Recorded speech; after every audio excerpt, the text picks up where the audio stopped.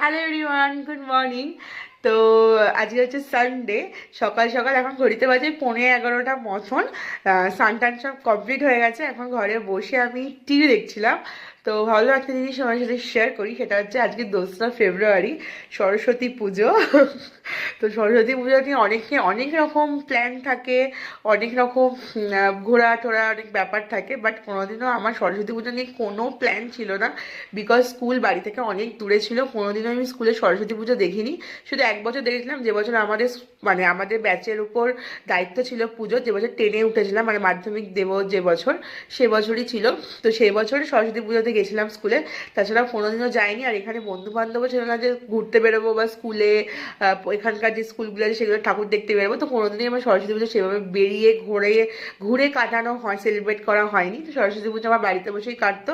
আমি আর দিদিভাই শাড়ি পরে ঘরের ভিতর ঘুরে বেড়াতাম, কারণ দিদিভাইরও বা স্কুল বাইরে ছিল। তো দিদিভাইয়ের আমি শাড়ি পরে ঘরে ঘুরে বেড়াতাম। তো যাই হোক, তো এখন বড় হয়ে গেছি, তার আগে অতটা বেরোতেও দিত না।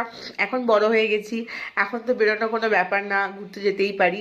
বাট এখন স্কুল কলেজ সব মিটে গেছে, এখন বাড়ি থেকে ছাড়বে না এরকম কোনো ব্যাপার নেই। তবুও আজকের ডেটে দাঁড়িয়ে আমি বাড়িতে বসে রয়েছি নাইটি পরে। বাড়িতে বসে কি করছি দেখাচ্ছি, দাঁড়াও। বাড়িতে বসে আমি আমার ফেভারিট কার্টুন অজওয়াল দেখছি। কে কে অজওয়াল দেখেছো জানিও, অজওয়াল দেখছি। তো এভাবেই কাটাচ্ছি আমি সরস্বতী পুজো। মানে রিয়েলাইজ করছি যে বয়সটা ম্যাটার করে। যেই বয়সে যেই জিনিসটা করতে ইচ্ছে করছে করে নাও, কারণ পরে গিয়ে কবে সময় হবে, কবে বাড়ি থেকে ছাড়বে, কবে টাকা হবে, এই ভেবে কিছু জিনিস ফেলে রাখলে লাইফ সেই জিনিসটা লাইফে এনজয় করাই হবে না। আমার মতে যখন যেটা ইচ্ছে করছে করে নাও, যা হবে দেখা যাবে।